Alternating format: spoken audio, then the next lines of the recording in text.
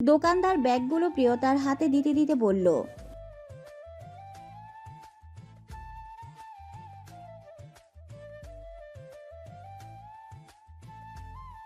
দোকানদারের কথা শুনে প্রিয়তা যেন অস্বস্তিতে মরে যেতে ইচ্ছে করছে। এই কথাগুলো বলার কি খুব দরকার ছিল? কোনো রকমে ব্যাগগুলো নিয়ে বাহিরে বেরিয়ে এলো সে।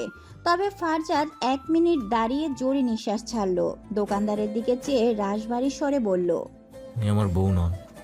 বাইকে বসে থাকা অবস্থাতে ঘুম চলে আসাটা সবচেয়ে ভয়ানক ব্যাপার। প্রিয়তার সাথে এই মুহূর্তে এই ভয়ানক ব্যাপারটাই হচ্ছে। অযথায় মারাত্মক ঘুম পাচ্ছে তার।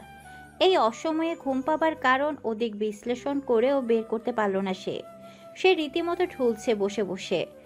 পূর্বের ন্যায় বসেছেও ফারজাদ থেকে দূরত্ব রেখে বেশ।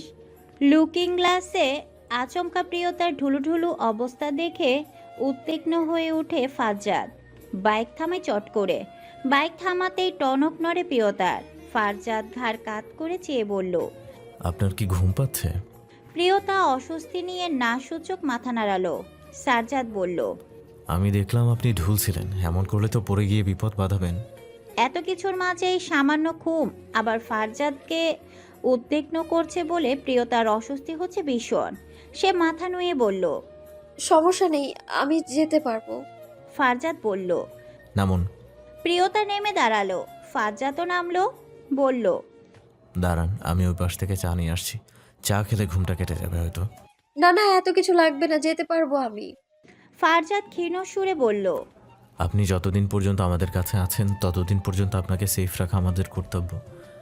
এভাবে আপনাকে নিয়ে বাইকে যাওয়াটা রিস্ক হয়ে যাবে। দাঁড়ান আপনি, আমি আসছি। ফারজাদ রাস্তা পার হয়ে ও পাশে গেল। প্রিয়তা চেয়ে রইল নিষ্পলক। তৎক্ষণাৎ মনে মনে আওড়ালো, মানুষটাকে যে জীবনসঙ্গী হিসাবে পাবে তার থেকে ভাগ্যবতী বুঝি পৃথিবীতে আর দুজন হবে না। ওয়ান টাইম গ্লাসে দুটো চায়ের কাপ নিয়ে পদার্পণ করলো ফারজাদ। একটা কাপ প্রিয়তার দিকে এগিয়ে দিয়ে বলল, নিন। প্রিয়তা অপ্রস্তুত হেসেই নিল। ফারজাদ আনমনে সামনে চেয়ে চুমুক বসালো চায়ের কাপে। দারুণ মনে হলো তার। প্রিয়তারও ভীষণ ভালো লাগলো। রাস্তার এক পাশে বাইকটা দাঁড়ানো। ফারজাদ তাতেই হেলান দিয়ে দাঁড়িয়ে চা খাচ্ছে। প্রিয়তা অল্প দূরে হাতে চায়ের কাপ নিয়ে আনমনে আকাশের দিকে চেয়ে আছে। রাস্তায় সোডিয়ামের আলো, গাড়িগুলো ছুটে চলেছে শা শা করে। পাতে কোনো শব্দই যেন প্রিয়তার কানে যাচ্ছে না এখন। সে কিছু ভাবছে, হয়তো নিজেকে নিয়ে, হয়তো ওয়াদিকে নিয়ে। যতবারই সে এই ভাবনার মধ্যখানে নিবদ্ধ হয়েছে ততবারই কঠোর ভরে এসেছে তার। এবারও তার ব্যতিক্রম কিছু ঘটল না। তবে কঠোর ছাড়িয়ে বৃষ্টি পতিত হবার পূর্বেই তা আড়াল করে নিল প্রিয়তা। পাছে না পাশের মানুষটা দেখে ফেলে এই ভয়ে। তবে ফারজাদ দীর্ঘশ্বাস ফেলল। চোখ ঘুরিয়ে না চেয়েও বুঝতে পারল সবটা। জিজ্ঞেস করলো, ছেলেটার প্রতি কি কখনো একটু সন্দেহ জাগেনি? মনে হয়নি ও আমাকে ঠকাতে পারে? প্রশ্ন শুনে অবাক হলো না প্রিয়তা। সে শান্ত নিষ্প্রাণ সুরে বলল, না, এক মুহূর্তের জন্যও না, বরং প্রতিবার কথা বলার পর আরো বেশি বিশ্বস্ত মনে হতো তাকে। ফারজাদ কপাল কুঁচকে চেয়ে বলল, আপনি ভীষণ নির্বোধ। এই সময় এসে কেউ কখনোই এত বড় বোকামি করে না। বাড়ি থেকে বের হবার আগে অন্তত নিজের মা বাবার কথাটা ভাবতে পারতেন। প্রিয়তা চাইল। চোখ ভর্তি স্রোত না থাকলেও ভেজা দেখালো দৃষ্টি। ক্ষীণ সুরে বলল, মা বাবার কথা যদি সেই মুহূর্তে ভাবনাতে আসতো তাহলে কি আর এত বড় কাজটা করতে পারতাম? এখন যে আজীবন আফসোস করতে হবে। প্রিয়তার ঠোঁট কামড়ে নিজেকে সংযত করে অন্যদিকে চাইল। ফারজাদ আর কথা বাড়ালো না। চায়ের কাপটা পাশের ডাস্টবিনে ফেলে এসেই বলল, উঠে পড়ুন, এবার যেতে হবে। প্রিয়তাও গ্লাসটা ফেলে সে উঠে বসলো। বাকি রাস্তায় ঘুমের ঘটাও এলো না চোখে। বাড়িতে পৌঁছে দিলরুবা বেগমকে সব জানিয়ে ফারজাদদের কিনে দেওয়া জামাগুলো দেখালো প্রিয়তা। দিলরুবা বেগম যতটা না বেশি খুশি হয়েছেন তার থেকে বেশি অবাক হয়েছেন তিনি। তার ছেলে এই প্রথম মা আর বোন ব্যতীত তৃতীয় কোনো নারীর জন্য এতটা ভাবলো। গেস্ট রুমের দিকে গেল প্রিয়তা। দিলরুবা বেগম ফারজাদদের দিকে চেয়েই বললেন, প্রিয়তাকে কাপড় কিনে দেওয়াতে খুব খুশি হয়েছি বাবা। ফারজাদ জবাব দিল না। অযথায় তার মাথায় তখন দোকানদারের বলা কথাটা বিচরণ শুরু করলো। বিরক্ত হলো সে। বলল, আমি আমি গিয়ে ফ্রেশ হচ্ছি। আচ্ছা যাও। ফারজাদ তার ঘরের দিকে পা বাড়ালো। দিলরুবা বেগম স্বস্তির নিঃশ্বাস ফেলে রান্নাঘরে গেলেন রাতের খাবারের ব্যবস্থা করতে। ফ্রেশ হয়ে এসেই ফারজাদ দেখলো ফোন বাজছে তার। অচেনা নাম্বার, ধরবে কি ধরবে না ভাবছে। পরে কি ভেবে মনে হলো ধরা উচিত, তাই রিসিভ করলো। কানে লাগিয়ে সালাম দিল। ওপাশ থেকে সালামের জবাব দিয়ে এক মেয়েলি স্বর প্রশ্ন করলো, চাকরিটা ছেড়ে দিলেন কেন? প্রথমে কণ্ঠস্বরের মালিক বা তার এহেন প্রশ্ন বুঝতে না পেরে খানিকটা বিব্রত বোধ করলেও পরক্ষণে নিজেকে সামলে নিয়ে এসে বলে উঠল, যারা ম্যাডাম বলেছেন? জি, জারা ম্যাডাম বলছি। চাকরিটা ছাড়ার কি খুব দরকার ছিল? ফারজাদ দীর্ঘশ্বাস ফেলে বসলো বিছানায়, বলল, আপনাকে বিয়ে করতে না চাওয়ায় বস আমাকে চাকরি থেকে বের করে দিচ্ছিলেন, আর এটা আমার জন্য ভীষণ অপমানজনক, তাই নিজে থেকে ছেড়ে এসেছি। আব্বুর সাথে কথা হয়েছে আমার। আব্বু শুধু আপনাকে ভয় দেখাতে চেয়েছিল, কিন্তু আপনি যে এত সিরিয়াস হয়ে যাবেন সেটা বুঝতে পারিনি। প্লিজ কিছু মনে করবেন না। আব্বু এই রিজাইন লেটার অ্যাকসেপ্ট করেনি। আপনাকে কাজে আবার জয়েন করতে বলেছেন। তার সাথে বলেছেন এই বছরই আপনাকে প্রমোশন দেওয়া হবে। সব শুনে তাচ্ছিল্যের হাসি দিল ফারজাদ, বলল, এসব নিশ্চয়ই আপনি বলে করিয়েছেন? না না, ট্রাস্ট মি, আব্বু নিজ থেকেই সব কিছু সিদ্ধান্ত নিয়েছে, আমি কিছুই বলিনি। আচ্ছা, বিশ্বাস করে নিলাম। তবে রিজাইন লেটার দিয়ে চলে আসার পর আবার চাকরিতে গিয়ে জয়েন করাটা দৃষ্টিকটু লাগে বেশ। আপনি বসকে বুঝিয়ে বলবেন। কিন্তু আব্বু ওনার ব্যবহারে সত্যিই অনুতপ্ত। এভাবে আপনাকে বলাটা ঠিক হয়নি, সেটা আব্বু বুঝতে পেরেছেন। আপনি আব্বুর সাথে একবার কথা বলুন। যারা তার বাবার কাছে ফোন ধরিয়ে দিল। ফারজাদের বস অনেকক্ষণ বোঝালেন তাকে, নানানভাবে বোঝানোর চেষ্টা করলেন। ফারজাদের মতো এমন একজন কর্মঠ কর্মী ছাড়া তার কোম্পানি অচল। বসের এত এত অনুরোধ ফারজাদ আর ফেলতে পারল না। অবশেষে রাজি হতে হলো তাকে। তবে বস মুখে যতই যাই বলুক না কেন, এইসব যে তিনি মেয়ের কথাতে করছেন এটাতে ফারজাদ 100 ভাগ নিশ্চিত। ঘরে মন টিকছে না প্রিয়তার। মা বাবার কথা মারাত্মকভাবে মনে পড়ছে যেন।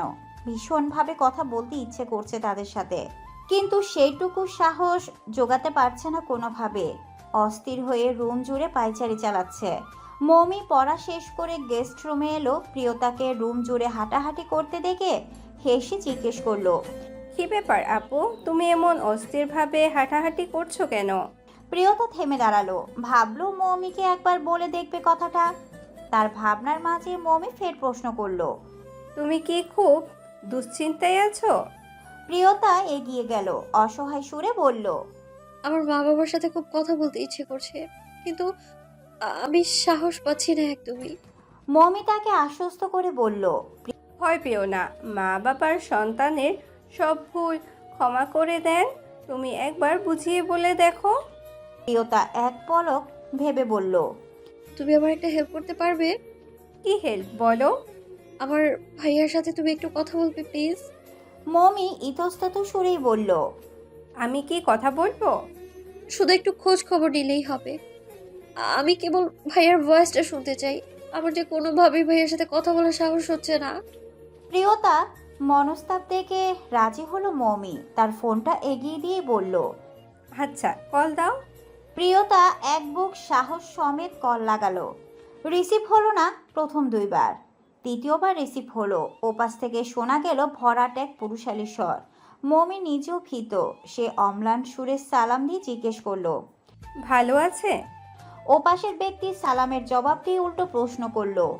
কে বলছেন? মমি ড্যাব ড্যাব করে প্রিয়তার দিকে চাইলো। প্রিয়তা ইশারায় বলল একটা ভুলভাল নাম বলে দিতে। মমিও তাই করলো, বলল, আমি মিমি বলছি। কে মিমি? মমি সেই প্রশ্নের জবাব না দিয়ে জিজ্ঞেস করলো, আপনি কি নেহাল ভাইয়া বলছেন? জি, আপনি কে? আপনাকে তো ঠিক চিনলাম না। ফোনটা লাউড স্পিকারে দেওয়া বলে প্রিয়তা সবই শুনতে পাচ্ছে। সে তার ভাইয়ের প্রশ্ন শুনে মমির কানে কানে উত্তর সাজিয়ে দিল। মমিও সেই মোতাবেক বলল, আমি প্রিয়তার বান্ধবী। ওর কি কোনো খোঁজ পেয়েছেন ভাইয়া? ওপাশ নীরব রইল কয়েক পল। অতঃপর মিয়ে যাওয়া সুরে জবাব এলো, না, পাইনি। পুলিশ কমপ্লেন করা হয়েছে, কিন্তু প্রিয়তা তো নিজ থেকেই দেশ ছেড়েছে, তাই ওকে খুঁজে পেতে এতটা বেগ পোহাতে হচ্ছে আমাদের। আচ্ছা, তুমি কি প্রিয়তার সেই পাকিস্তানি প্রেমিক সম্পর্কে কিছু জানো? না মানে তার নাম পরিচয় কিছু একটা? প্রিয়তা মাথা ছাকিয়ে না বলতে বলল তাকে। মমিও তাই করলো, বলল, না তো ভাইয়া, আমি তো এই ব্যাপারে কিচ্ছুই জানি না। নিহালের মনক্ষুণ্ণ হলো। অনেক তদন্ত করেও ওই ছেলের কোনো খোঁজ খবর পুলিশও বের করতে পারেনি। তাই সিদ্ধান্ত নিয়েছে সে নিজেই পাকিস্তানে চলে আসবে। বোনকে খুঁজে বের করতে হবে যে, সেই বলল।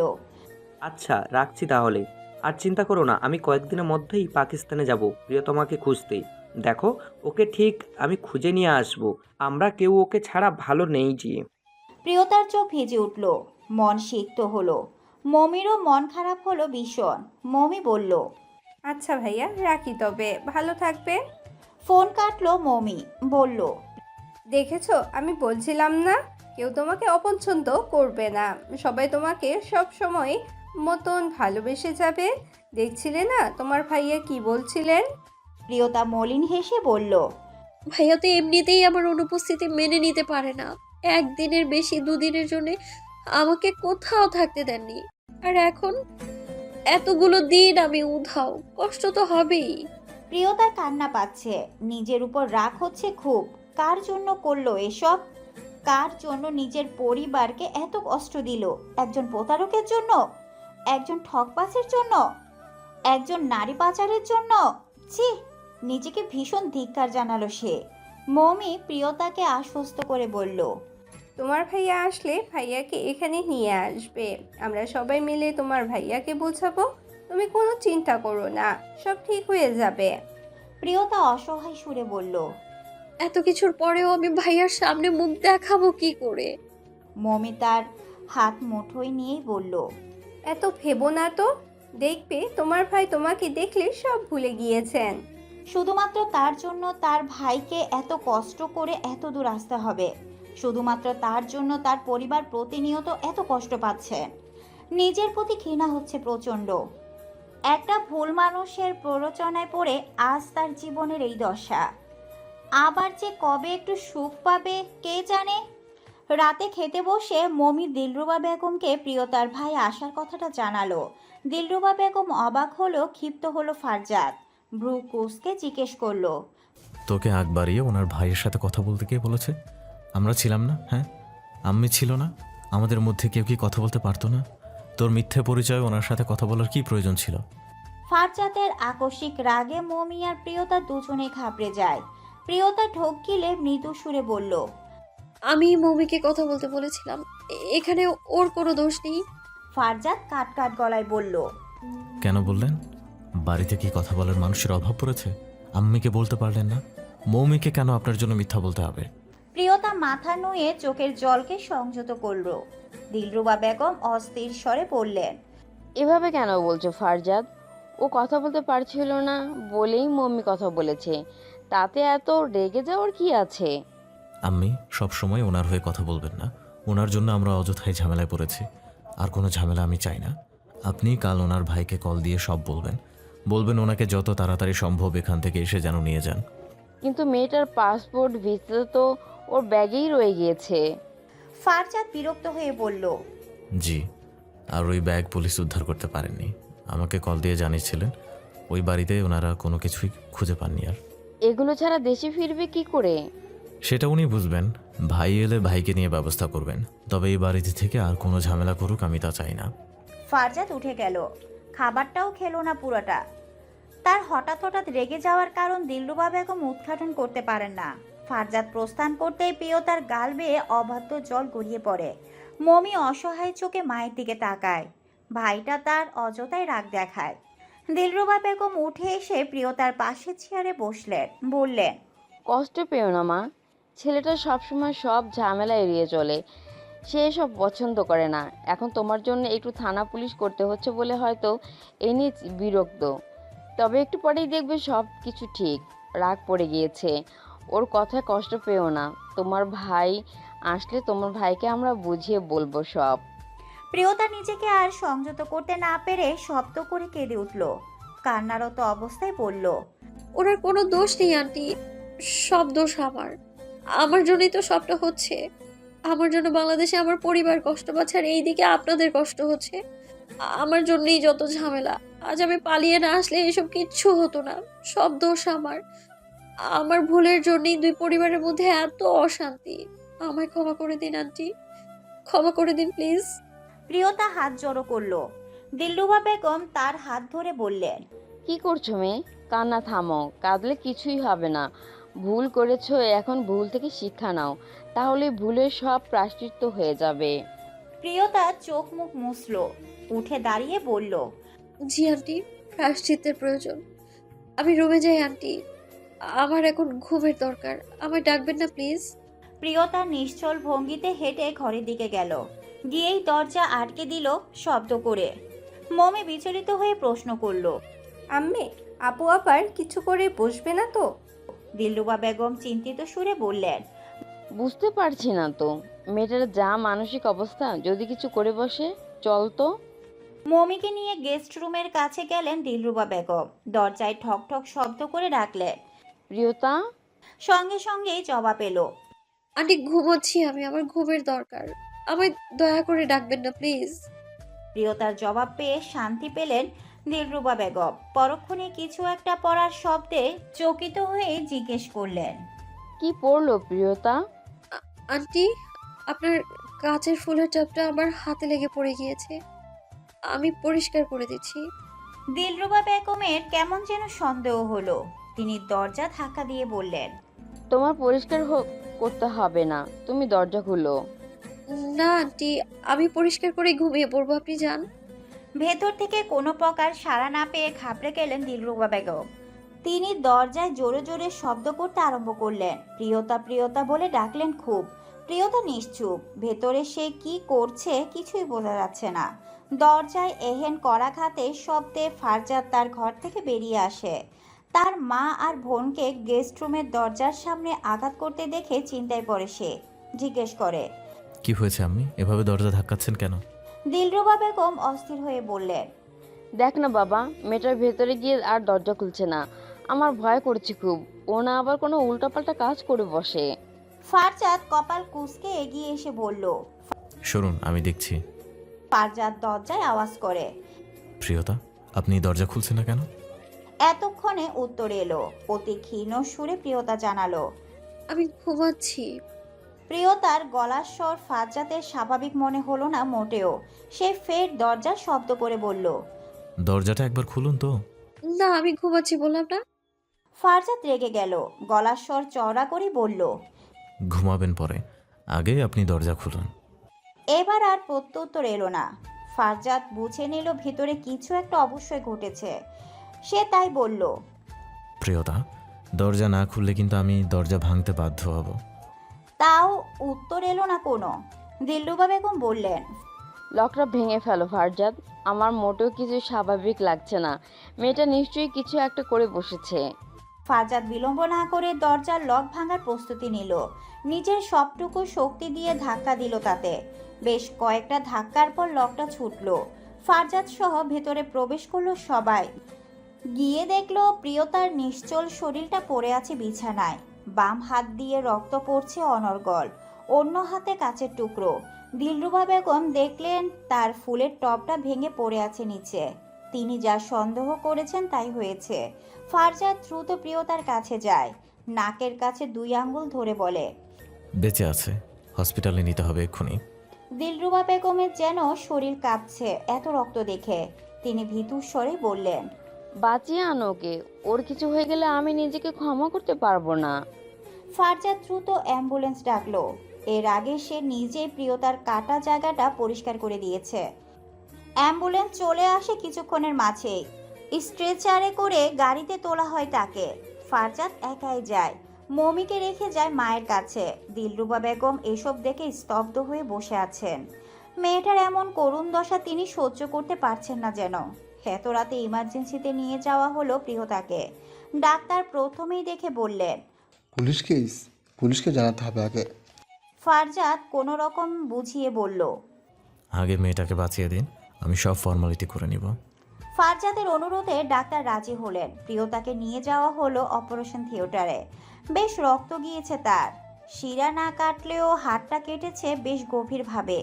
সেলাই লেগেছে 3টা। ঘণ্টাখানেক বাদে তাকে কেবিনে দিয়ে ডাক্তার এসে বললেন, রোগীর জ্ঞান ফিরলেই আমরা পুলিশে খবর দেব। এর আগে আপনি রিসেপশনে সব ফর্মালিটি পূরণ করে আসুন। ফারজাদ তাই করলো। সব শেষ করে গেল প্রিয়তার কেবিনের ভেতর। নার্স একজন কেবিন ছাড়লো ফারজাদকে দেখে। তার কেবিন ছাড়ার কারণ ফারজাদ বুঝতে পারল না। সেও কি ওই দোকানদারের মতো তাদের স্বামী স্ত্রী ভাবছে? প্রিয়তার মুখটা শুকনো, চোখের নিচে কালি পড়েছে অনেক আগেই। শুভ্র সাদা জামাতে রক্তের লাল দাগ, এক হাতে সাদা ব্যান্ডিজ আর অন্য হাতে চলছে স্যালাইন। এক মুহূর্তের জন্য ফারজাদের মনে তার প্রতি বড্ড মায়া জন্মালো যেন। আকস্মিক মনে হলো মেয়েটার এই করুণ অবস্থার জন্য সে দায়ী নয় তো? আজকে কি সে একটু বেশি রাগ দেখিয়ে ফেলেছিল? ফারজাদ নিজের উপর ক্ষিপ্ত হলো খুব। কেন রাগকে কন্ট্রোল করতে পারে না? এত কথা না বললেও তো হতো, তাহলে হয়তো মেয়েটা আর এমন কাজ করতো না। ফারজাদ নিজের চুলে আঙ্গুল চালিয়ে শক্ত করে চেপে ধরে। বড় বড় নিঃশ্বাস ছাড়ে সে। নিজেকে বড্ড অপরাধী মনে হচ্ছে। হাঁটু ভেঙে প্রিয়তার সামনে বসে ঢোক গিলে শুকনো ঠোঁট যুগল নাড়িয়ে বলে, আমি দুঃখিত প্রিয়তা, আমি আপনাকে আসলে ওভাবে বলতে চাইনি, কিন্তু আপনি আসার পর থেকে ঘটে যাওয়া ঝামেলাগুলো আমাকে ভীষণ অশান্ত করে তুলেছিল। তাই না পেরে একটু বেশি রাগ দেখিয়ে ফেলেছি। আমার উচিত হয়নি এমনটা করা, আমাকে ক্ষমা করবেন। ফারজাদ উঠে কেবিন থেকে বেরিয়ে যায়। আজ এক অদ্ভুত রকম অনুভূতি হচ্ছে যেন মেয়েটার জন্য একটু বেশি মায়া হচ্ছে। এমনটা হওয়া মোটেও উচিত নয়। সে বিরক্ত হলো নিজের মনের উপর। শুধু শুধু অদ্ভুত সব চিন্তা ভাবনা তাকে অস্থির করে তুলেছে। সেই অস্থিরতা কমাতে দিলরুবা বেগমকে কল দেয়। তাকে জানায় প্রিয়তা এখন ঠিক আছে। দিলরুবা বেগম মেয়েটার জন্য নামাজে বসেছিলেন। ফারজাদের কাছ থেকে খবর পেয়ে খুশিতে কেঁদে ফেলেন তিনি। কিছুক্ষণের মাঝেই পুলিশ এসে হাজির হলেন। পুলিশের সম্মুখে ফারজাদ এখন কি বলবে বুঝতে পারছে না। তখন নার্স এসে জানালো প্রিয়তার জ্ঞান ফিরেছে। প্রিয়তার জ্ঞান ফেরার খবর পেয়ে শান্ত হলো ফারজাদ। অফিসারকে বলল, প্রিয়তার কাছে আপনি আপনার সব উত্তর পেয়ে যাবেন। অফিসার চলুন। পুলিশ অফিসারকে সাথে নিয়ে কেবিনে প্রবেশ করে ফারজাদ প্রিয়তা নিভু নিভু চোখে দেখলো চেয়ে। অফিসার গিয়ে জিজ্ঞেস করলো, আপনি কি কথা বলার অবস্থায় আছেন? আমাদের কিছু প্রশ্ন ছিল। প্রিয়তা ঢোকিল ক্ষীণ সুরে বলল, জি বলুন। আপনি আত্মহত্যা করতে চেয়েছেন কেন?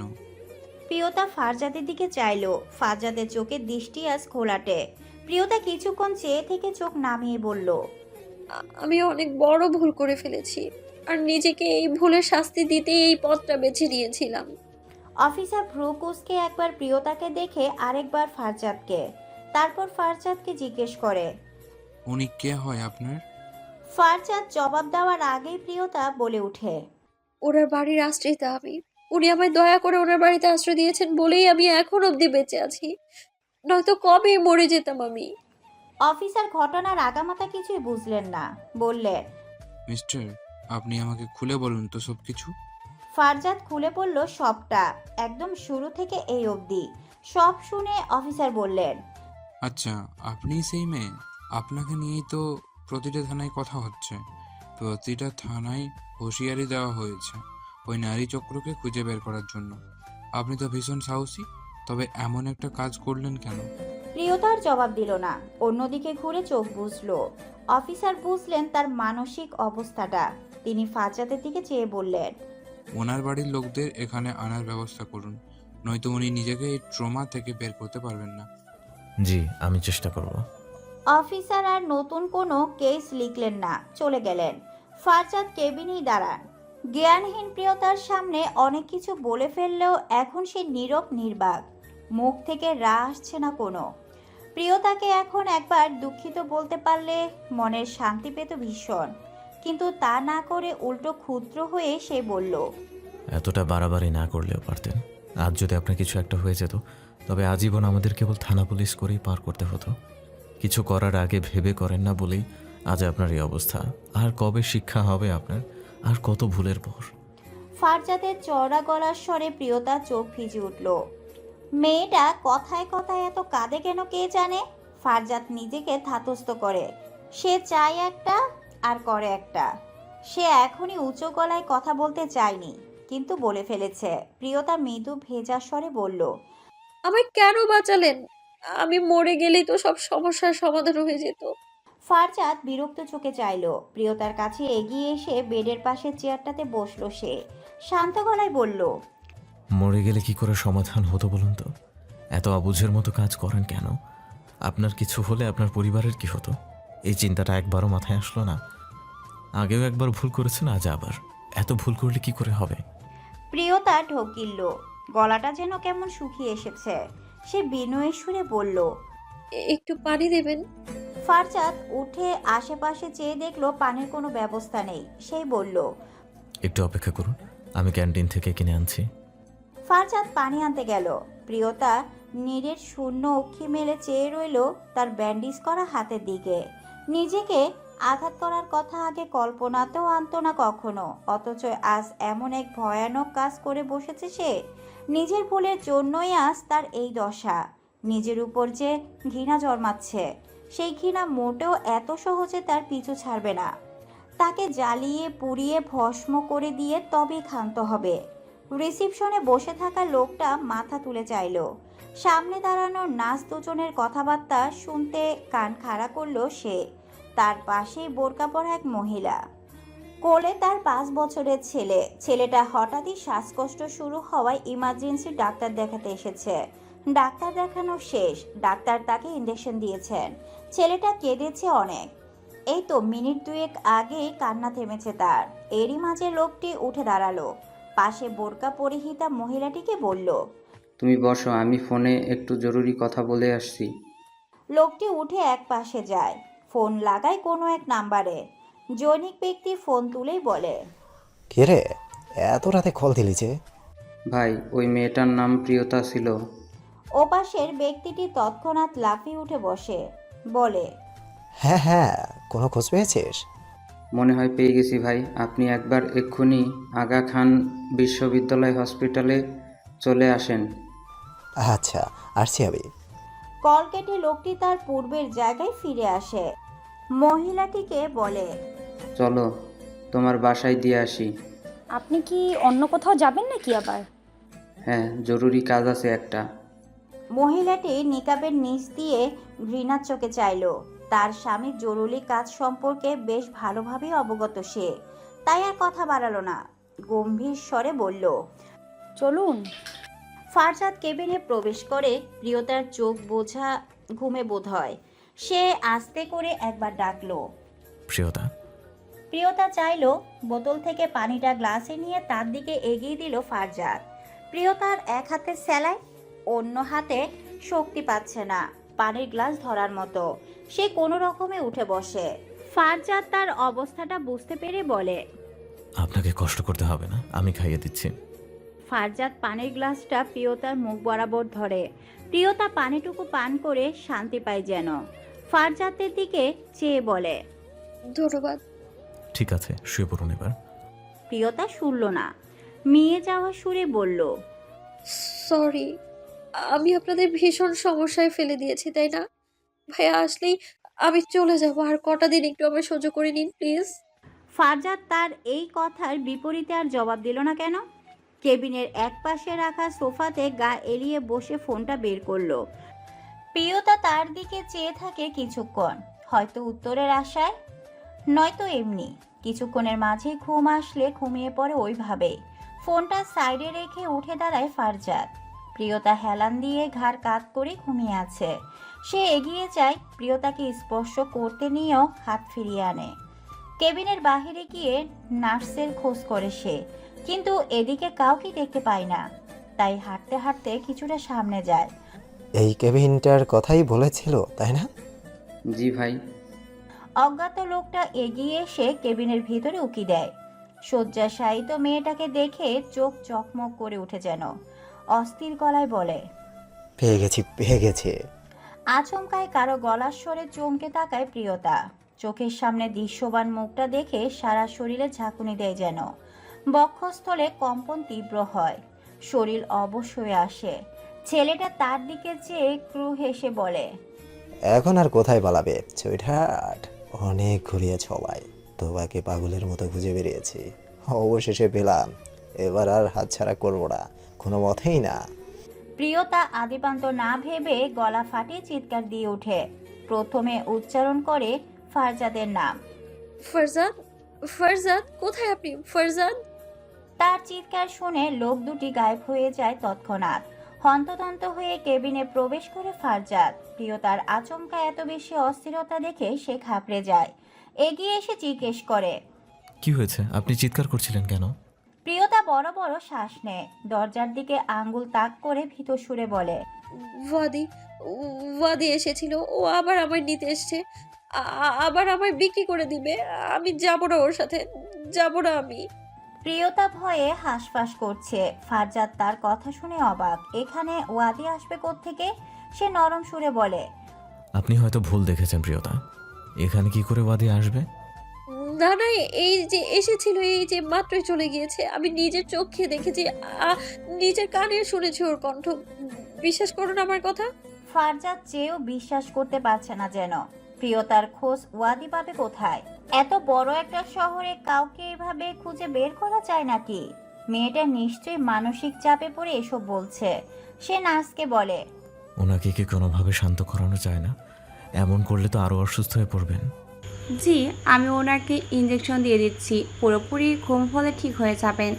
প্রিয়তা বিচলিত হয়ে বলল, আরে আপনারা বুঝতে চাইছেন না কেন? আমি ভুল বলছি না, সত্যি ওয়াদি এসেছিল। বিশ্বাস করুন, ও আমায় হুমকি দিয়ে গিয়েছে। আমি অসুস্থ বলে এইসব উল্টাপাল্টা কথা বলছি, ব্যাপারটা মোটেও তেমন নয়, এটা সত্যি। প্লিজ বিশ্বাস করুন আমায়। ফারজাদ তার পাশের চেয়ারে বসলো, বলল, জি, করলাম বিশ্বাস। আমি পুলিশের সাথে কথা বলবো, ওনারা আপনার সুরক্ষার ব্যবস্থা করবেন। আপনি আগে কিছুদিন একটু বিশ্রাম নিন। প্রিয়তার অস্থিরতা কমলো না।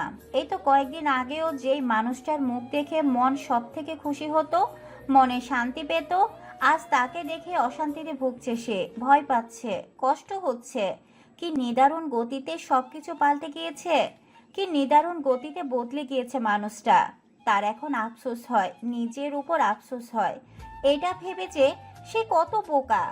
নার্স ইঞ্জেকশন তৈরি করার আগেই প্রিয়তা বলল, ইঞ্জেকশন লাগবে না, আমি এমনি ঘুমিয়ে যাব। নার্স ইঞ্জেকশন রেখে দিয়ে বলল, ঠিক আছে, ঘুমিয়ে পড়ুন তাহলে। প্রিয়তা শোয়ার চেষ্টা করলো, তবে সেলাইয়ের জায়গা আর সেলাইনের টান পড়লো যেন। ফারজাদ এগিয়ে এসেও থেমে নার্সকে বলল, ওনাকে সাহায্য করুন। নার্স প্রিয়তাকে শুয়ে দিয়ে সবকিছু ভালো মতো দেখে নিয়ে বেরিয়ে যায়। ফারজাদ আর প্রিয়তা একাই কেবিনে। প্রিয়তার চোখের পাতা নিমলিত। ফারজাদ সোফায় গিয়ে বসলো। চোখ বন্ধ থাকলেও সে জানে মেয়েটা ঘুমাচ্ছে না।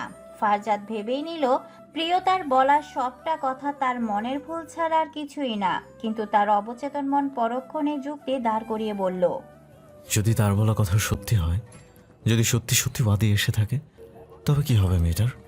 সূর্যের আলো চোখে মুখে আপতিত হতেই ঘুম ছুটে ফারজাদের। চোখ মেলে তাকায়, সোজা হয়ে বসে। সারা রাত সোফাতে হেলান দিয়ে বসে কাটিয়ে দিয়েছে, এখন তাই ঘাটটা কেমন ম্যাচম্যাচ করছে যেন। ফারজাদ ডানে বামে ঘাট কাত করে দাঁড়িয়ে ওঠে। প্রিয়তা ঘুমাচ্ছে এখনো। ফারজাদ তার বেডের সম্মুখে দাঁড়িয়ে থাকে এক পলক, তারপর ফ্রেশ হতে ওয়াশরুমে যায়। পুরো রাত ওয়াদি হাসপাতালেই কাটিয়েছে। প্রিয়তাকে এখান থেকে বের করার কোনো উপায় এখনো মাথায় আসেনি তার। সারা রাতে এই নিয়ে ভেবে দু চোখের পাতাও এক করতে পারেনি। তাকে খবর পাঠানো লোকটা ঢুলতে ঢুলতে এগিয়ে আসে, হাতে তার কফির গ্লাস। একটা ওয়াদির দিকে এগিয়ে দিয়ে বলে, ভাই কফি। ওয়াদি কফি নেয়। এই মুহূর্তে কফি খেয়ে বুদ্ধি বের করতে হবে। এত কাছে পেয়েও পাখিকে সে হাতছাড়া করে ফেললে এর থেকে কষ্টের আর কিচ্ছু হবে না। সে কফিতে চুমুক বসিয়ে বলল, কী করি বলতো? ওই মেয়েটাকে এখন কিভাবে এই হাসপাতাল থেকে বের করব? লোকটি বলল, ভাই কাজটা মোটেও সহজ হবে না। ওই বেটা সারাক্ষণ মেয়েটার সাথে আঠার মতো লেগে আছে।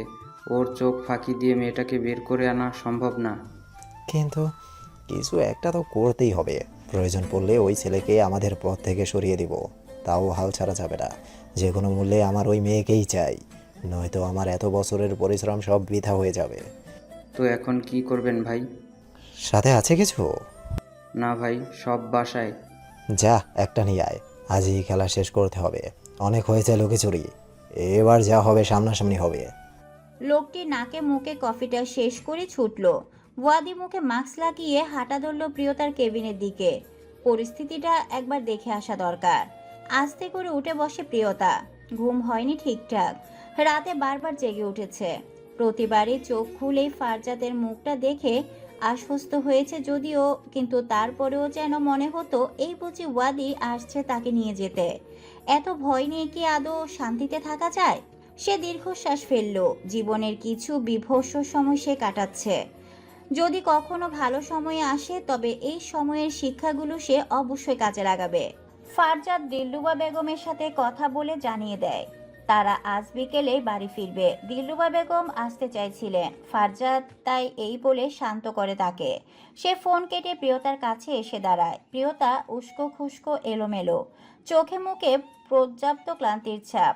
ফারজাদ তাকে দেখে বলল, আপনার ফ্রেশ হওয়া প্রয়োজন। প্রিয়তা বলল, হাতে স্যালাইনটা খুলে দিতে পারবেন? ফারজাদ স্যালাইনের বোতলের দিকে চেয়ে দেখল এখনো স্যালাইন চলছে। হয়তো ভোরের দিকে নার্স এসে আরেকটা দিয়ে গিয়েছিল। সে বলল, আপনার স্যালাইন তো এখনো শেষ হয়নি। প্রিয়তা অস্বস্তি নিয়ে বলল। তাও খুলে দিন। প্রিয়তার মুখে না বললেও তার অসুবিধাটা বুঝলো ফারজাদ। বলল, একটু অপেক্ষা করুন, আমি নার্সকে ডেকে নিয়ে আসছি। সঙ্গে সঙ্গে অস্থির গলায় প্রিয়তা বলল, আমায় একা ফেলে যাবেন না প্লিজ। ফারজাদ থামলো, তার দিকে চেয়েই বলল, ঠিক আছে, নার্সের নাম্বার আছে, আমি কল করে ডেকে নিচ্ছি তাহলে। কল করে নার্সকে ডেকে নিল ফারজাদ। নার্স ভেতরে প্রবেশের পূর্বেই সে দরজার কাছে গিয়ে ধীর সুরে বলল, উনি বোধহয় ওয়াশরুমে যাবেন, স্যালাইন খুলতে চাইছেন। আপনি একটু কষ্ট করে স্যালাইন সহই ওনাকে ওয়াশরুমে নিয়ে যান। নার্স মাথা এলিয়ে বলল, আচ্ছা। আর শুনুন, আমি না আসা অবধি কেবিনেই থাকবেন। দেখলেনই তো একা থাকলে মেয়েটা কিভাবে অস্থির হয়ে ওঠে। সে প্রিয়তার দিকে ফিরে চেয়ে বলল, আমি ক্যান্টিন থেকে খাবার নিয়ে আসছি, ভয় পাবেন না। নার্স কেবিনেই থাকবেন। প্রিয়তার ইচ্ছে করছিল একবার বলবে, তা আপনার যাওয়ার দরকার নেই। এই মুহূর্তে আমি যে আপনাকে ছাড়া আর কাউকেই ঠিকমতো বিশ্বাস করতে পারছি না। কিন্তু সেইটুকু কথা মুখে অবধি আসার পূর্বে গলৎকরণ করে ফেলল সে। নার্স ভিতরে এসে সাহায্য করলো তাকে ওয়াশরুমে যাওয়ার জন্য। ফারজাদ ক্যান্টিন থেকে 2 গ্লাস কফি, 1 প্যাকেট কেক আর 2 প্যাকেট বিস্কিট নিয়ে কেবিনের বরাবর আসলো। ভেতরে প্রবেশ না করেই থমকে দাঁড়ালো সে, ভ্রু কুঁচকালো। মাস্ক পরা ছেলেটার সাথে চোখে চোখ পড়তেই চোখের দৃষ্টি তীক্ষ্ণ করলো ফারজাদ। মনে হলো এই চোখ আগেও দেখেছে সে। এগিয়ে এলো। ছেলেটা প্রিয়তার কেবিন পার হয়ে অনেকটা সামনে গিয়ে দাঁড়ায়। হয়তো ভেবেছিল ফারজাদ অতশত না ভেবে কেবিনে চলে যাবে, কিন্তু হয়েছে তার উল্টো। ফারজাদ গিয়ে দাঁড়ালো ঠিক তার মুখ বরাবর। জিজ্ঞেস করলো, ওই কেবিনের সামনে কি করছিলেন? আচমকায় প্রশ্নে অপ্রস্তুত হয়ে পড়ে ছেলেটা। আমতা আমতা করে বলল, কই কিছু করছিলাম না তো, ওই দিক দিয়েই হাঁটছিলাম শুধু। ফারজাদ তার আপাদ মস্তক পরক করে রাশবাড়ি সরে বলল। হাঁটাহাঁটির জন্য পুরো হাসপাতাল আছে, ওইদিকে যেন যেতে না দেখি। ফারজাদ ফিরে আসার জন্য উদ্যত হলো। প্রশ্ন ছুড়ল ছেলেটা। কেন, কি করবেন গেলে? ফিরে চাইলো ফারজাদ, চোয়াল শক্ত করলো, বলল, হাঁটার জন্য 5 জোড়া রাখবো না। ছেলেটার কথা বাড়ালো না। কেবিনে ফিরে এলো ফারজাদ। প্রিয়তা ততক্ষণে ফ্রেশ হয়ে বেডে বসে আছে। সে কফি, কেক, বিস্কিট কিছু একটা প্লেটে গুছিয়ে তার সামনে রাখলো। অন্য কফির কাপটা নিয়ে বসলো সোফায়। প্রিয়তা কাটা হাত দিয়ে তুলে আস্তে করে কেকটা মুখে নিল। হাতে এখনো ব্যথা করছে বেশ, নাড়াতে কষ্ট হয়। ফারজাদ নাসকে বলল, আপনি ওনাকে খাইয়ে দিন। প্রিয়তা বলল, না, আমি পারবো। পারবেন না, ওনাকে দিন, উনি খাইয়ে দেবেন। ফারজাদের কথা মতো নার্স তাকে খাইয়ে দিল। খাওয়া দাওয়া শেষ করে প্রিয়তা বলল, আপনি একবার পুলিশকে কল দিয়ে জানিয়ে দিন না আমি যে কাল রাতে ওয়াদিকে দেখেছি। ফারজাদ ফ্রুকুসকে জিজ্ঞেস করলো, সত্যি দেখেছেন? যে বিশ্বাস করুন, একদম সত্যি। ফারজাদের খেয়ালে তখন বাহিরে মাস্ক পরা ছেলেটার মুখটা ভেসে উঠল। সে আর ওই ছেলেটার কথা তুলল না, বলল, আচ্ছা, আমি খবর দিচ্ছি। ফারজাদ পুলিশকে কল করে জানালো সবটা। অফিসার সব শুনে বললেন ওনারা এক্ষুনি আসছেন। ব্যাপারটাকে মোটেও হেলাফেলা করা যাবে না। পুলিশ আসার খবর পেয়ে কিছুটা হলেও নিশ্চিন্ত হলো প্রিয়তা। ঘড়িতে তখন 10টা। ফারজাতের কল বাজছে। নাম্বারটা সেফ না থাকলেও বুঝতে পারলো এটা ওই জারার নাম্বার। রিসিভ করার বিন্দুমাত্র ইচ্ছে না থাকা সত্ত্বেও রিসিভ করলো সে। কানে লাগিয়ে সালাম দিল। যারা সালামের জবাব দিয়ে বলল, অফিসে এখনো আসেননি কেন? আসলে ম্যাম, একটা জরুরি কাজে আমি হাসপাতালে আছি। আজকে আমি আর আসতে পারবো না, দুঃখিত। হাসপাতালে? উদ্নিক শোনায় যারাকে। বলে, কার কি হয়েছে? কোন হাসপাতালে আছেন বলুন, আমি এক্ষুনি আসছি। না না ম্যাম, আপনার আসার প্রয়োজন নেই। আসলে আমার এক আত্মীয় একটু অসুস্থ হয়ে পড়ায় তাকে নিয়ে হাসপাতালে এসেছি। উনি এখন সুস্থ আছেন, বিকেলেই বাড়ি চলে যাব। আপনাকে আর তাই কষ্ট করে আসতে হবে না। কি যে বলেন, এখানে কষ্টের কি আছে? মানুষের বিপদে পাশে দাঁড়ানোই মানুষের ধর্ম। কোন হাসপাতালে আছেন সেটা বলুন তো। উফ, এ তো মহাবিপদ। এমনিতে কি ঝামেলা কম যে এখন আরেকটা এসে জুটতে চাইছে? তার থেকে উত্তর না পেয়ে যারা ফের একই প্রশ্ন করলো। প্রচণ্ড বিরক্তি নিয়ে হাসপাতালে ঠিকানা দিয়ে দিল ফারজাদ। কল কেটে সাথে সাথে ফোনটা বন্ধ করে দিল।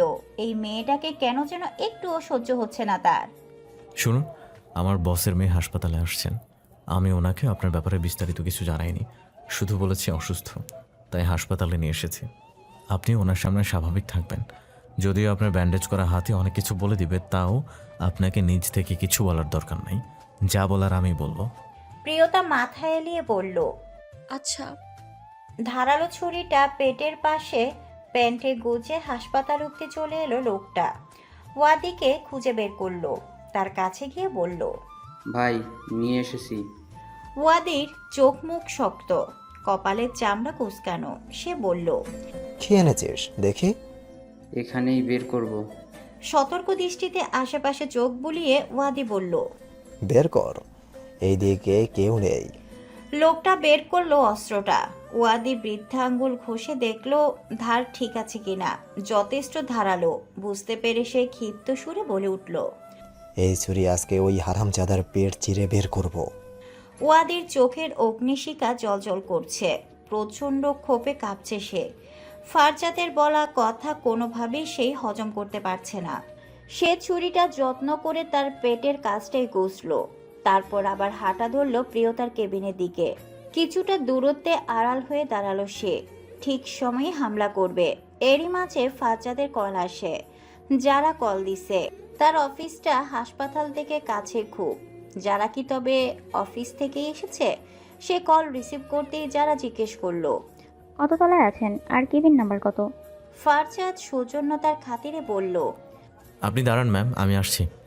নার্সকে কেবিনে রেখে ফারজাদ বেরিয়ে গেল। ফারজাদকে কেবিন থেকে বের হতে দেখে ওয়াদি এগিয়ে যেতে নিয়েও আবার কি ভেবে যেন থেমে যায়। ফারজাদ চলে যায় অনেকটাই দূরে। ওয়াদি তার লোককে ইশারা দেয়। দুজনেই চট করে ঢুকে পড়ে কেবিনে। ফের আচমকা ওয়াদিকে দেখে চেঁচিয়ে উঠল প্রিয়তা। অন্তরাত্মা কেঁপে উঠে তার। নার্স ব্যাপারটা বুঝে ওঠার আগেই ওয়াদির সাথে লোকটা তাকে ধরে দেওয়ালের সাথে আঘাত করে। মাথায় ভীষণ আঘাত পাওয়ায় জ্ঞান হারিয়ে বসে সে। প্রিয়তা বিচলিত হয়ে ওঠে। কি করবে বুঝতে পারে না।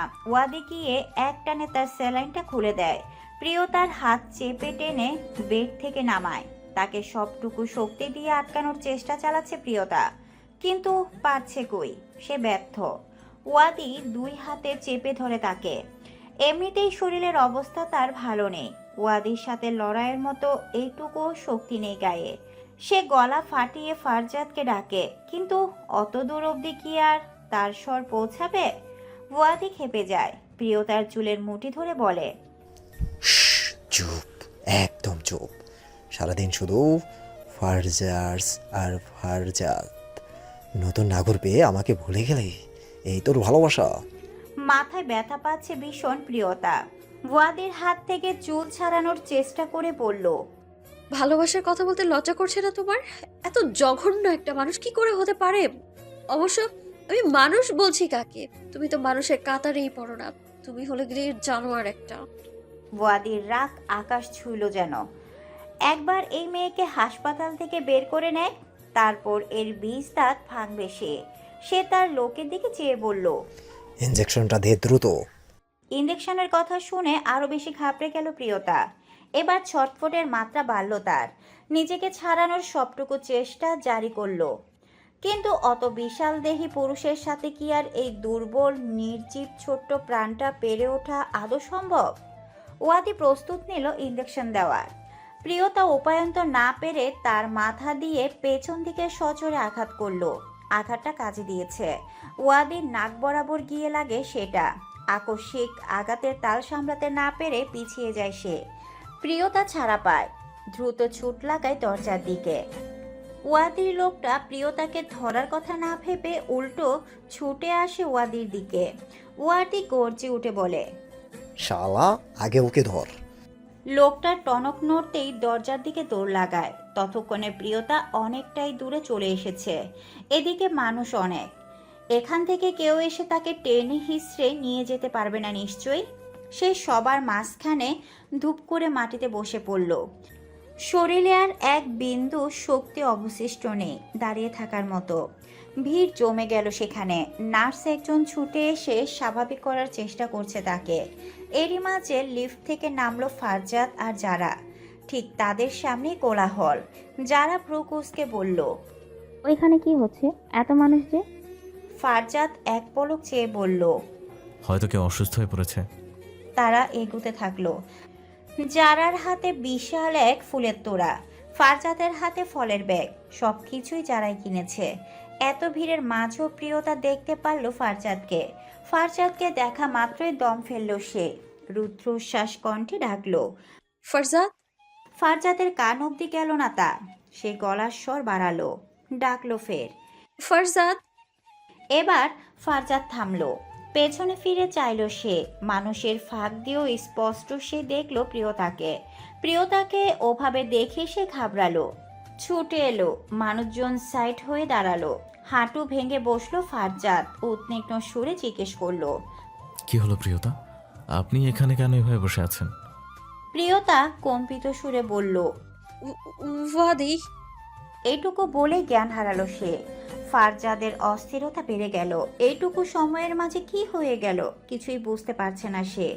নার্স বললেন, ওনার কেবিন কোনটা? ওনাকে এক্ষুনি কেবিনে নিতে হবে, শরীরের অবস্থা ভালো নয়। ফারজাদ হাতের ব্যাগ নিচে রেখে অতশত না ভেবেই কোলে তুলে নিল প্রিয়তাকে। যারা বিস্মিত হলো।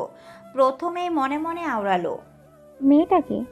প্রিয়তাকে কোলে নিয়ে কেবিনের দিকে গেল ফারজাদ। কেবিনে প্রবেশ করতেই আরেক তফাক চমকালো সে। নার্সকে মাটিতে পড়ে থাকতে দেখে হতভম্ব হয়ে যায়। মেঝেতে রক্তের দাগ। ফারজাদ ঠকিল। দ্রুত প্রিয়তাকে বেডে শুয়ে দেয়। ততক্ষণে পুরো হইচই লেগে গিয়েছে। ডাক্তার সহ বাকি নার্স সবার প্রিয়তার কেবিনে হাজির। ঘটনার কোনো আদিপান্ত বুঝতে না পেরেই সকলে নির্বাক। একজন ডাক্তার গিয়ে আহত নার্সকে ড্রেসিং করে দিলেন। সেখানে সিনিয়র ডাক্তার ফারজাদকে এসে জিজ্ঞেস করলেন, কি হয়েছে এখানে? ফারজাদ নিজেও হতবিহ্বল হয়ে চেয়ে আছে। সে ক্ষীণ সুরে বলল, আমিও নিজেও কিছু বুঝতে পারছি না ডক্টর। আমি নিচে গিয়েছিলাম, এই কয়েক মিনিটের ভেতর এত কিছু হয়ে গেল, কি করে হলো? ডাক্তার আর বিলম্ব না করে পুলিশকে কল করে আসতে বললেন। অন্যদিকে প্রিয়তাকে পুনরায় স্যালাইন দেওয়া হলো। তার জ্ঞান ফেরেনি এখনো। কাল থেকে পাওয়া একের পর এক আতঙ্কে মেয়েটা এখন নির্জীব নিস্তেজ হয়ে পড়েছে। ফারজাদ জারার কাছে গেল, নরম গলায় বলল, আমি দুঃখিত ম্যাম, আমার জন্য আপনিও ভীষণ বিব্রতকর অবস্থায় পড়ে গিয়েছেন।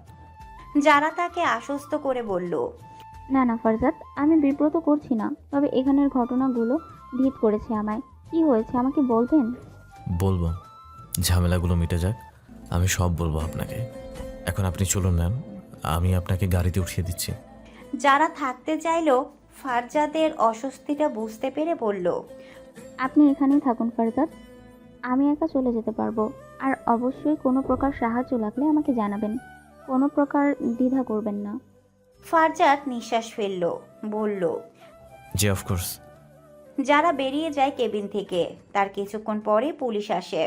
প্রিয়তার জ্ঞান ফিরেছে, তবে সে নিশ্চল নির্বাক হয়ে চেয়ে আছে কেবল। মুখে রা নেই কোনো। মাথাটা চিনচিন করছে এখনো। তার কেবিন জুড়ে ডাক্তার নার্স সহ হাসপাতালের কর্তৃপক্ষ লোকদের আনাগোনা। পুলিশও এসেছেন। সবাই উদ্গ্রীব হয়ে বসে আছে প্রিয়তার মুখের বুলির জন্য। অথচ মেয়েটা কথা বলছে না। হয়তো সে এখনো সে আতঙ্ক থেকে বেরিয়ে আসতে পারছে না। নয়তো ভয়, চিন্তার অস্থিরতায় সেই শব্দ হারিয়েছে সব। অফিসার ডাক্তারের দিকে চেয়ে বললেন। ওনার ঠিক হতে কতক্ষণ লাগবে? ডাক্তার বললেন, উনি এখন একটা ট্রমার মধ্যে আছেন, প্রচণ্ড ভয়ে আছেন। আশা করছি কিছু সময়ের মধ্যেই স্বাভাবিক হয়ে উঠবেন। অফিসার সেই কিছু সময় অপেক্ষা করলেন। ফারজাদ প্রিয়তার পাশে বসে আছে, তাকে আশ্বস্ত করছে, সাহস দিচ্ছে। এইভাবেই প্রায় ঘন্টাখানেক বাদে প্রিয়তা কিছুটা স্বাভাবিক হয়। সে স্বাভাবিক হতেই ডুকরে কেঁদে ওঠে। সবাই উদ্বিগ্ন হয়ে চেয়ে আছে তার দিকে। ফারজাদ আলতো করে হাত রাখে প্রিয়তার মাথার উপর, নরম সুরে বলে, কাঁদবেন না, নয়তো আরও অসুস্থ হয়ে পড়বেন। প্রিয়তা ফুপিয়ে ফুপিয়ে তাকায় ফারজাদের দিকে। তার ক্লান্ত নিস্তেজ ফ্যাকাশে মুখটা দেখে ফারজাদের মায়া হয় বড্ড। ভেজা স্বরে বলে, আমি ওয়াদিকে জঘন্য বলেছিলাম, কিন্তু সত্যিকার অর্থে জঘন্য তো আমি। এই আমার জন্যই আজ এত কিছু হয়েছে, আমার জেদের জন্য, আমার ইচ্ছের জন্য, আমার ভালোবাসার জন্য। না আজ আমি দেশ ছেড়ে এখানে আসতাম, আর না আজ এত কিছু হতো। আমার জন্য আপনারাও বিপদে কষ্টে আছেন। সব দোষ আমার। বিশ্বাস করুন, আমার না মরে যেতে ইচ্ছে করছে। নিজের উপর প্রচন্ড ঘৃণা হচ্ছে আমার। আমার জন্য একটা অসহায় মানুষ আজ এতটা আঘাতপ্রাপ্ত। আমার জন্য আজ এই হসপিটালের পরিবেশটা নষ্ট হয়েছে। সব দোষ আমার।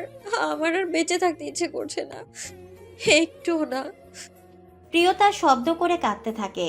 তাকে কেউ থামায় না, সবাই চেয়ে দেখছে কেবল। অনেকক্ষণ কাঁদে প্রিয়তা, তারপর ক্লান্ত হয়ে নিজে নিজেই থেমে যায়। ফারজাদ দীর্ঘশ্বাস ফেলে বলে, কি হয়েছিল প্রিয়তা? কাঁদতে কাঁদতে প্রিয়তার চোখ ফুলে গিয়েছে ভীষণভাবে। তার যেন এখন তাকিয়ে থাকতেও কষ্ট হচ্ছে। কেমন যেন চোখ জোড়া জ্বলছেও। সে ঢোক গিলে ক্ষীণ সুরে বলে, ওয়াদি আবার এসেছিল, নার্সকে আঘাত করে আমাকে তার সাথে নিতে চাইছিল। আমি কোনো রকমে পালিয়ে বাইরে গিয়েছি। প্রিয়তা থামে। সে বড় বড় করে নিঃশ্বাস ফেলছে। ফারজাদ চিন্তিত সুরে জিজ্ঞেস করে, আপনার কি শ্বাসকষ্ট হচ্ছে প্রিয়তা?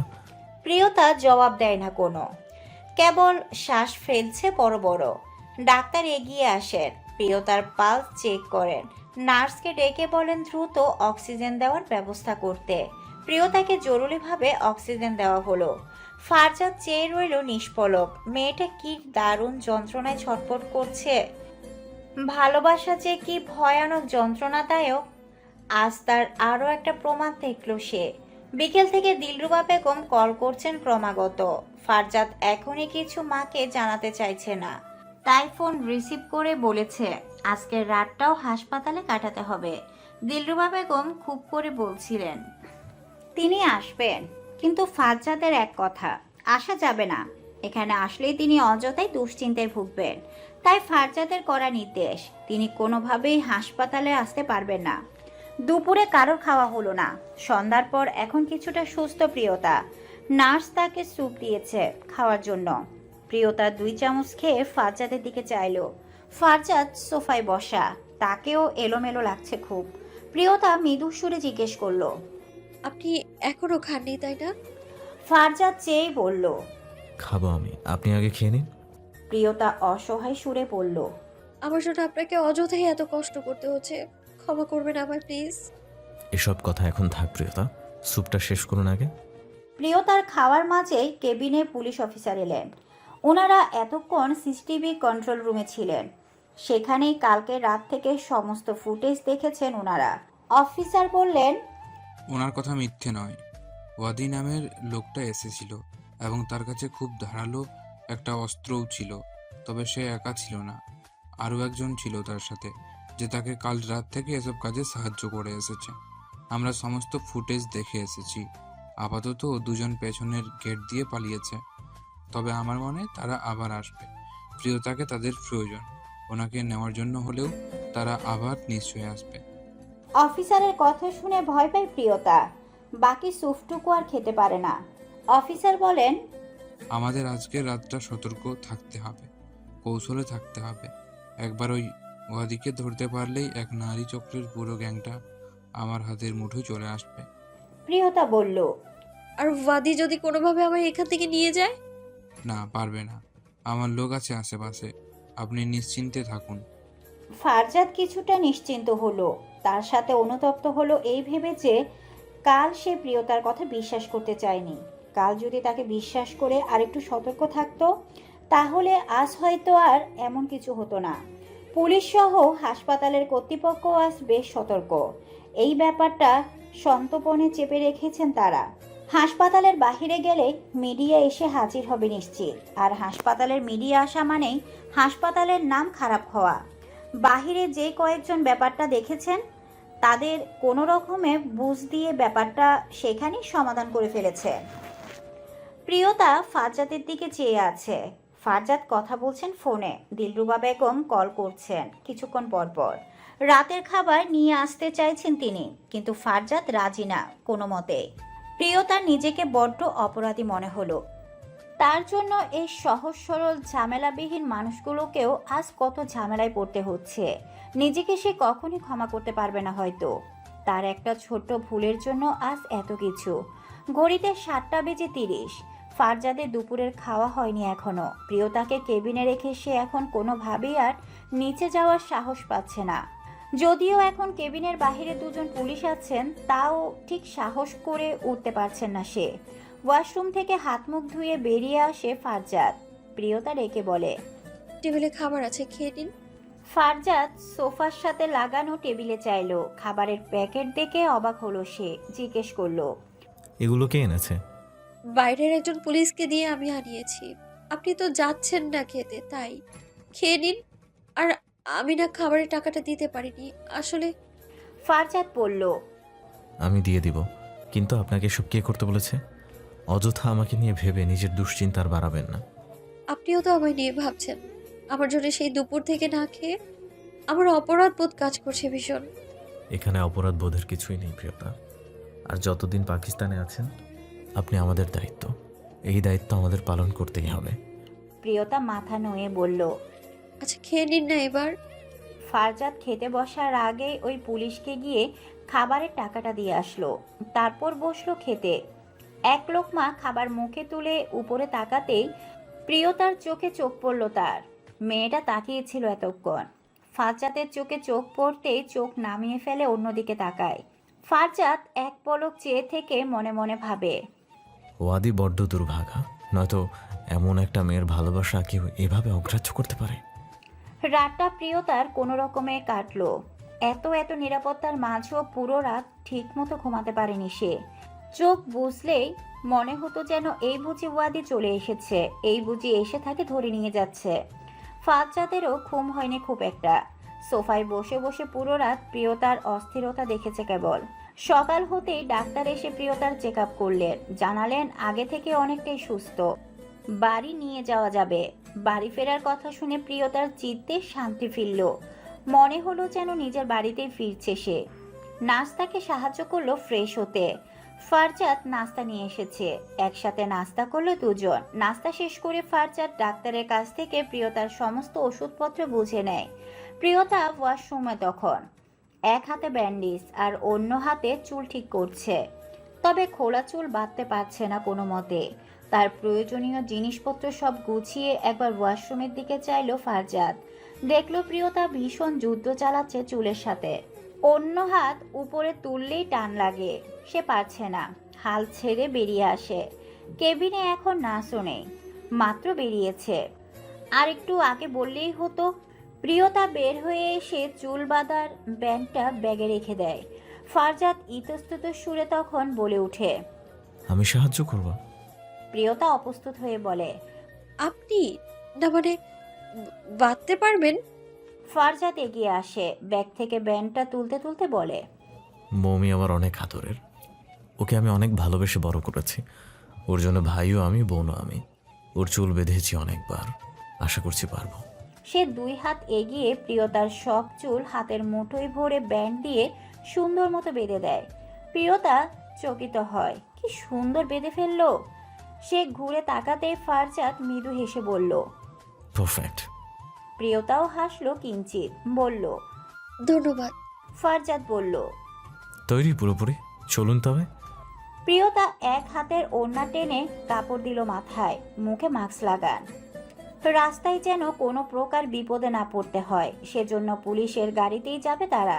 দুজনেই হাসপাতাল থেকে নেমে গাড়িতে উঠল। গাড়িতে বসে থেকেই উৎকোষ করছে প্রিয়তা, কিছু একটা জিজ্ঞেস করতে চেয়েও পারছে না। ফারজাদ খেয়াল করেছে বিষয়টা, তাই সে নিজ থেকে জিজ্ঞেস করে। কিছু বলবেন?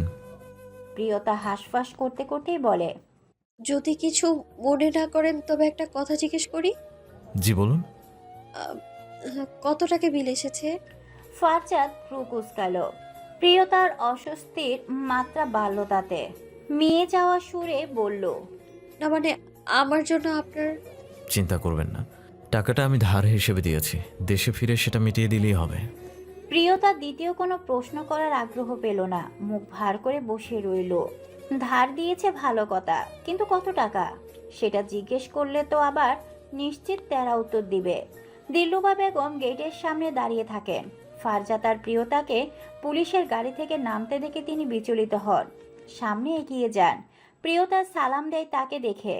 সালামের জবাব দিয়ে তিনি জিজ্ঞেস করেন, তুমি ভালো আছো তো মা? অপরাধীর ন্যায় মাথা নুয়ে প্রিয়তা বলে। জি ভালো আছি। এরপর তিনি ফারজাদের দিকে চেয়ে বলেন, পুলিশি গাড়িতে এলে যে, কোনো সমস্যা হয়েছে? ফারজাদ মিথ্যা বলল।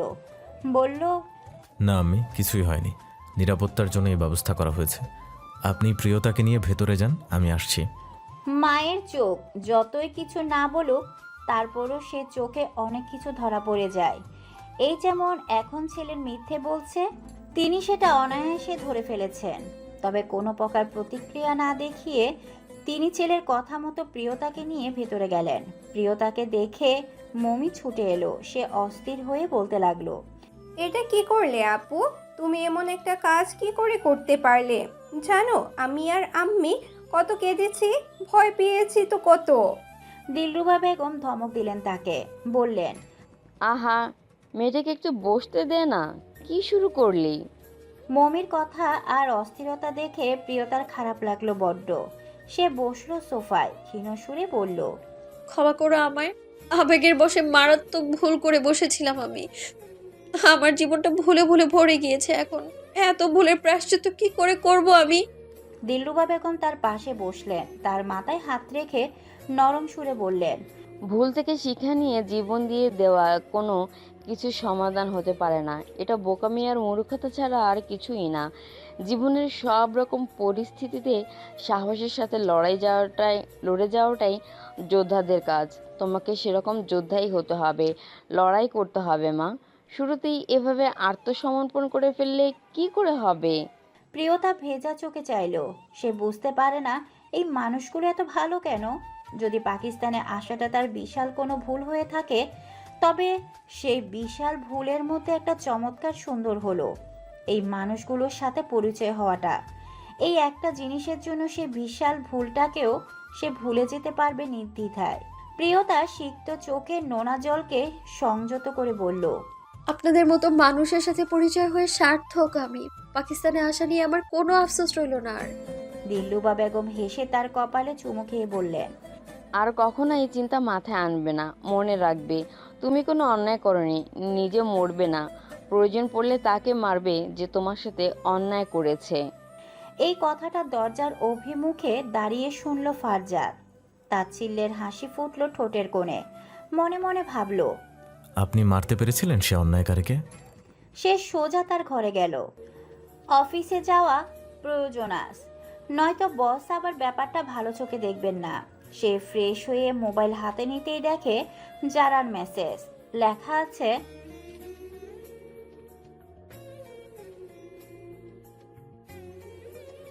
ফারজাদ অবাক হলো। যারা মেয়েটা তার প্রতি একটু বেশি সদয় হচ্ছে। বস হলে নিশ্চয়ই এমন ব্যবহার করতেন না। সে পাল্টা মেসেজ লিখল, ধন্যবাদ ম্যাডাম, আমি কালই জয়েন করব, আর অবশ্যই সবটা জানাবো আপনাকে। গেস্ট রুমটা ফারজাদের রুমের পাশে। সে বের হতেই সেই ঘরের সবাইকে দেখতে পেল।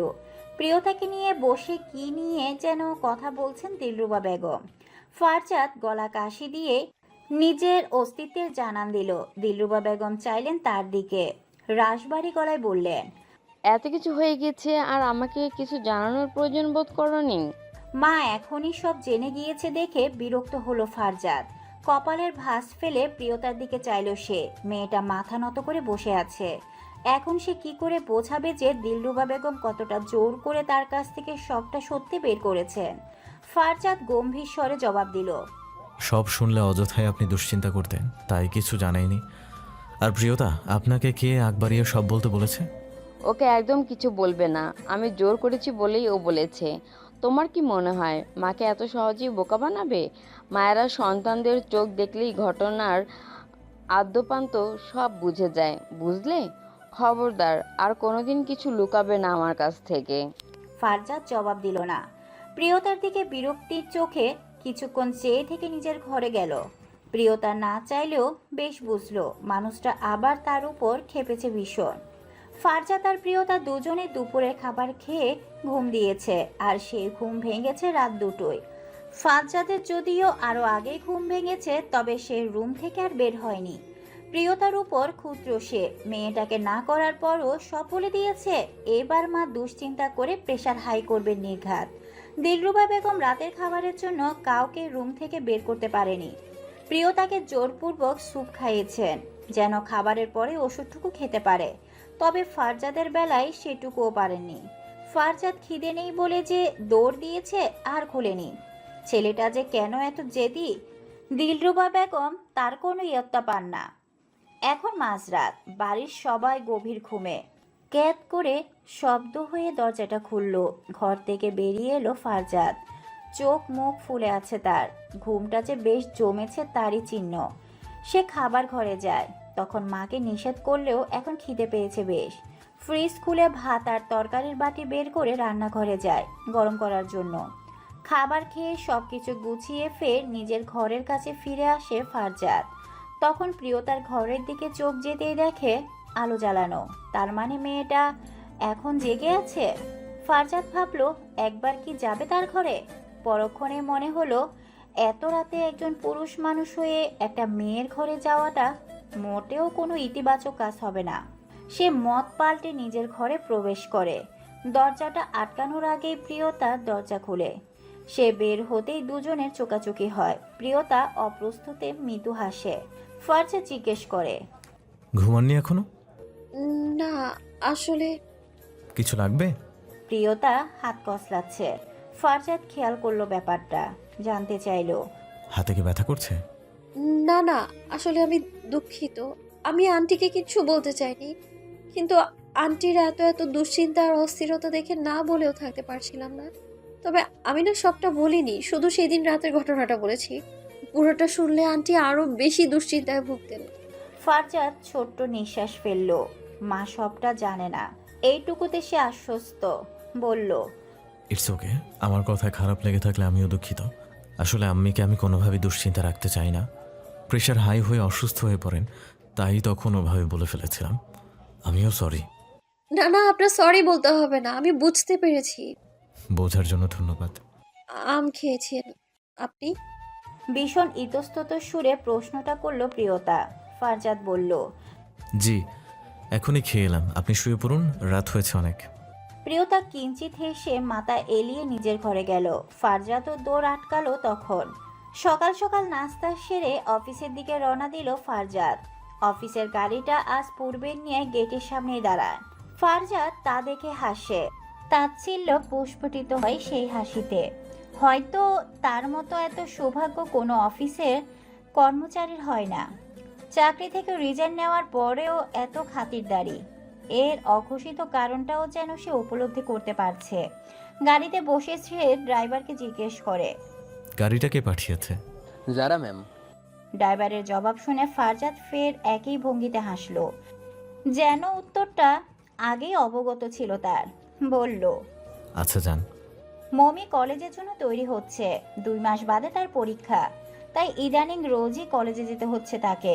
প্রিয়তা ঘুম থেকে উঠে মমির রুমের দরজার সামনে এসে দাঁড়ালো। বলল, আসবো মমি?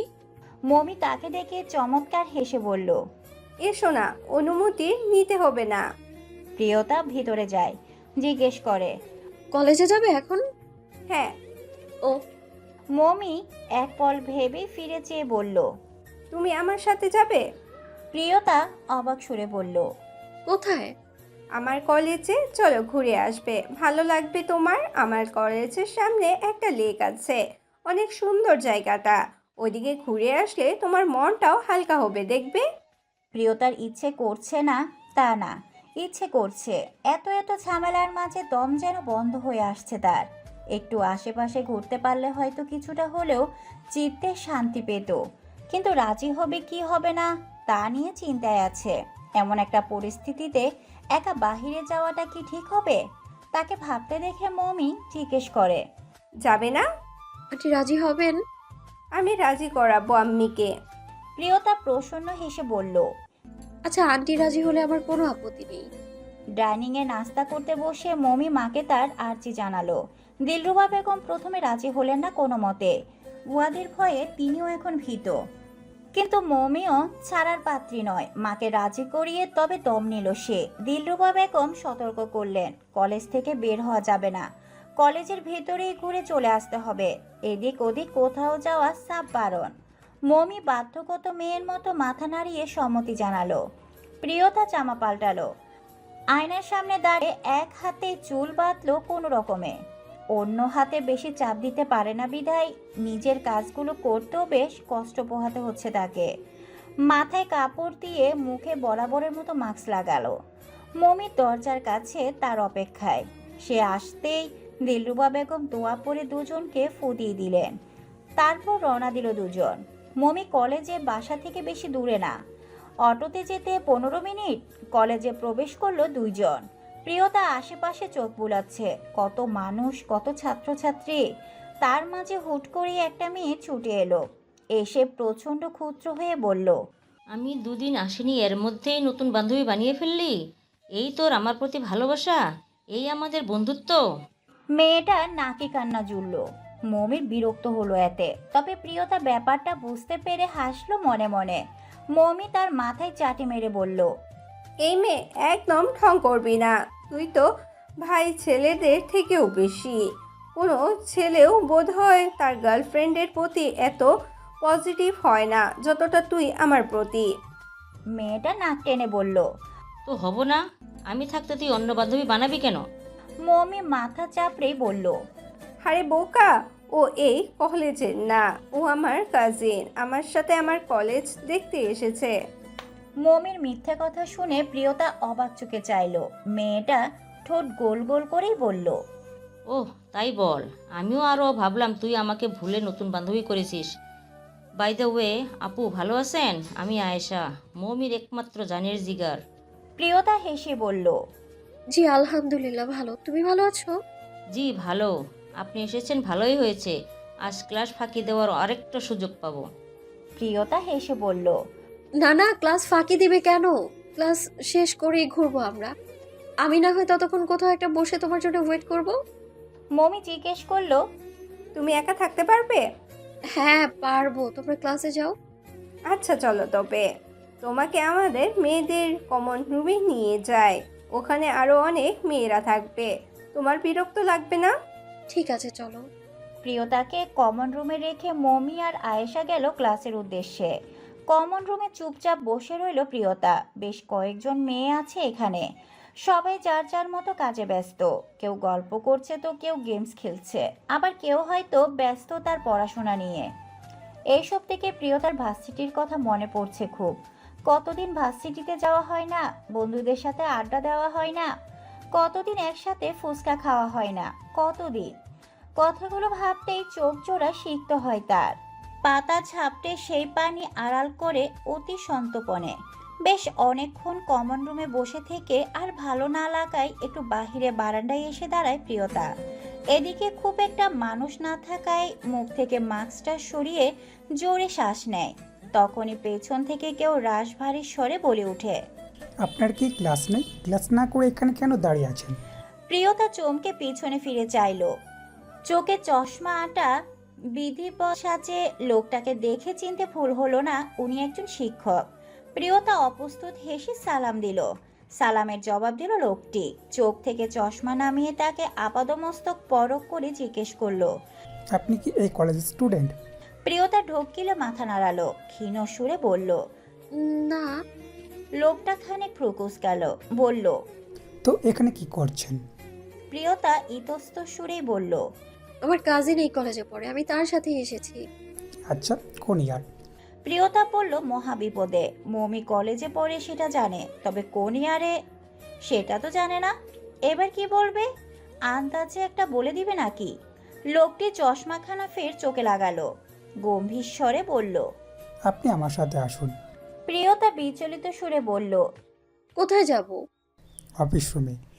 প্রিয়তা বুঝলো লোকটা তাকে সন্দেহ করছেন। করারই কথা, সে ঠিকমতো উত্তর দিতে পারছে না। তার উপর তার উদ্যম হাসাটা ওনাদের মতো পরিষ্কার না। এমত অবস্থায় সন্দেহ করাটাই স্বাভাবিক। প্রিয়তা অস্বস্তি নিয়ে হাসলো, নিজেকে ধাতস্থ করার চেষ্টা চালালো সে। আজকাল যেখানে যাচ্ছে সেখানেই ঝামেলা, ভাগ্যটাই খারাপ তার। সে ক্ষীণ সুরে বলল।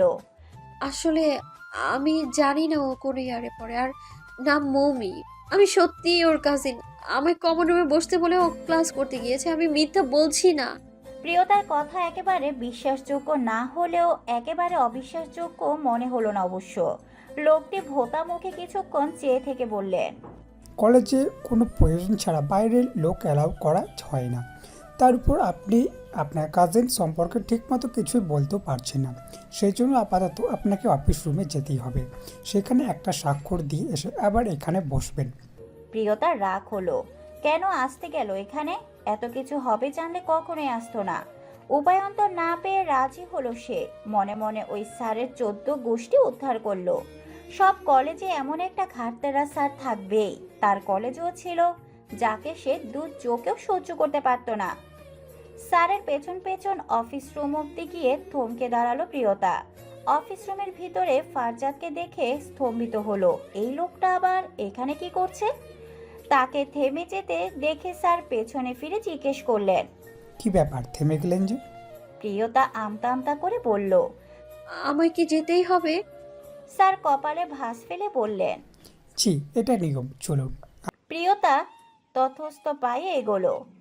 ফারজাদের মুখোমুখি হয়ে এখন কি বলবে সে? তার উপস্থিতি মোটেও ফারজাদের পছন্দ হবে না, সেটা সে বেশ বুঝতে পারছে।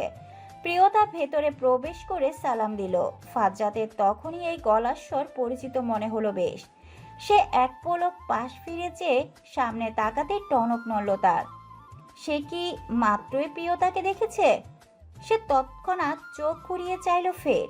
প্রিয়তাকে নিজ চোখের সম্মুখে দাঁড়িয়ে থাকতে দেখে অতিমাত্রায় চমকালো সে। জিজ্ঞেস করলো।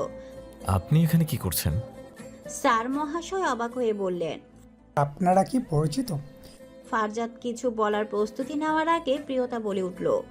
জি জি, উনি মৌমির ভাই। মৌমি আমার কাজিন, তার মানে উনিও আমার কাজিন, তাই না? ফারজাদ কপাল কুঁচকালো। মেয়েটা কি বলছে উল্টাপাল্টা কথা। সে ফের কিছু বলার উদ্যত হতেই প্রিয়তা তাকে ইশারা দেয়। তার ইশারা দেখে কিছু একটা আন্দাজ করতে পেরে ফারজাদ থামলো, বলল। Yes, we are cousin. কথাটা দাঁতে দাঁত চেপে বলল সে। তা দেখে ঢোক গিলল প্রিয়তা। লোকটাকে ফের খেপিয়ে দিয়েছে সে। স্যার পরিচয় পেয়ে প্রসন্ন হাসলেন। প্রিয়তার দিকে চেয়ে বললেন। দুঃখিত, আপনাকে আমি চিনতে পারিনি। প্রিয়তা জোরপূর্বক হেসে বলল। না না, সমস্যা নেই। ফারজাদ প্রিন্সিপালের সাথে কথা সেরে বের হলো। তার সাথে বেরিয়ে এলো প্রিয়তাও। ফারজাদ হেঁটে সামনে গেল কিছুটা, মাঠের এক কোণে দাঁড়ালো। প্রিয়তাও বাধ্য মেয়ের মতো তাকে সঙ্গ দিল। বুকের উপর হাত ভাঁজ করে বিরক্ত চোখে প্রিয়তার দিকে চাইলো ফারজাদ। রসিত সুরে জিজ্ঞেস করলো। এসব কি প্রিয়তা? প্রিয়তা মাথা নোয়ালো, ভীত সুরেই বলল। বাসায় খারাপ লাগছিল বলে মৌমির সাথে কলেজে একটু ঘুরতে এসেছিলাম। মৌমি সবার সামনে আমাকে তার কাজিন বলেছে, তাই আমিও আপনাকে আমার কাজিন বলে ফেলেছি। আমি সরি অনেক।